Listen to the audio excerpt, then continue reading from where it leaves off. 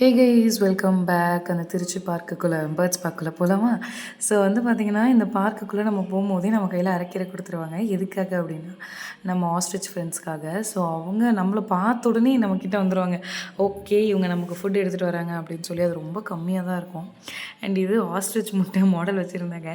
இதை பார்த்ததுக்கப்புறம் தான் புரிஞ்சுது ஏன் விஜய் சேதுபதி வந்து அப்படி சொன்னாங்க அப்படின்னு சொல்லி. And so much of learning guys. ரொம்ப நிறைய விஷயம் கற்றுக்க முடிஞ்சுது அந்த இடத்துல. அண்ட் வந்து பார்த்திங்கன்னா, ரொம்ப அழகாக அந்த இடத்த மெயின்டைன் பண்ணியிருந்தாங்க. நான் எங்கே எங்கள் பாப்பா வந்து அழுவாளோ இல்லை பயப்படுவாளோ இருக்க மாட்டாளோ அப்படின்லாம் யோசிச்சுட்டே நான் உள்ளே போனேன். ஆனால் இவ்வளோ பெரிய பேர்ட்ஸை பார்த்து எனக்கே ஒரு மாதிரி இருந்தது. ஆனால் என் பொண்ணு ரொம்ப அழகாக என்ஜாய் பண்ணா. அந்த பிளேஸ், அந்த என்விரான்மெண்ட்டே அவளுக்கு ரொம்ப ஹாப்பியாக இருந்ததோ. அவள் வந்து ரொம்ப அழகாக என்ஜாய் பண்ணேன். அண்ட் இது அப்புறம் பாருங்கள், இது ஃபுல்லாக பீஜியன் வெரைட்டிஸ் மட்டும்தான். எவ்வளோ வெரைட்டிஸ் கைஸ், இவ்வளோ வெரைட்டி பீஜியன்ஸ் இருக்குன்னே எனக்கு தெரியாது. இங்கே போய் பார்த்ததுக்கப்புறம் தான் எனக்கு தெரிஞ்சது. எனக்கு தெரிஞ்ச பீஜியன்லாம் நம்ம வீடுங்களில் வளர்க்குற இந்த பீஜியன் மட்டும்தான். நான் அதை மட்டும் தான் பார்த்துருந்துருக்கேன். அண்ட் இத்தனை வெரைட்டி ஆஃப் பீஜியன்ஸ் இருக்குன்னு எனக்கு தெரியவே தெரியாது. ஒவ்வொரு பீஜியன்லையும் அழகாக அதோட பேர், அதோட பர்த்டேஸ்லாம் கொடுத்து ரொம்ப அழகாக வச்சுருந்தாங்க. இது வந்து பார்த்திங்கன்னா கேஜில் மட்டும் கிடையாது. இதுக்கு முன்னாடி நம்ம பார்த்தோம் இல்லையா அந்த வீடியோ, அது எல்லாமே பீஜியன்ஸும் ஓப்பன் பிளேஸ்லேயே வச்சுருக்காங்க. ஸோ இவங்க வந்து இது கேஜி போட்டு ஒருத்தரோட பேர், அவங்களோட வந்து இடம் அதெல்லாம் போட்டு அழகாக வச்சுருக்காங்க. ஸோ வந்து பார்த்திங்கன்னா, அந்த பீஜின் இருக்கிற இடம் ஃபுல்லாக நடக்கிறதுக்கே நமக்கு வந்து ஒரு 10-15 மினிட்ஸ் ஆகிடும்.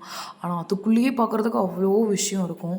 அண்ட் நிறைய விஷயம் கற்றுக்கிற மாதிரி இருக்கும். இதில் long tumbler face pigeon, diamond pigeon, king pigeon அப்படின்னு விதமாக பீஜியன்ஸ் இருந்தது. இதில் எனக்கு எந்த வெரைட்டியுமே தெரியாது, நம்ம இந்தியாவில் இருக்கிற அந்த ஒரே ஒரு பீஜியனை தவிர. ஸோ வந்து இது ரொம்ப ஹாப்பியான ஒரு இடமா இருந்துச்சு.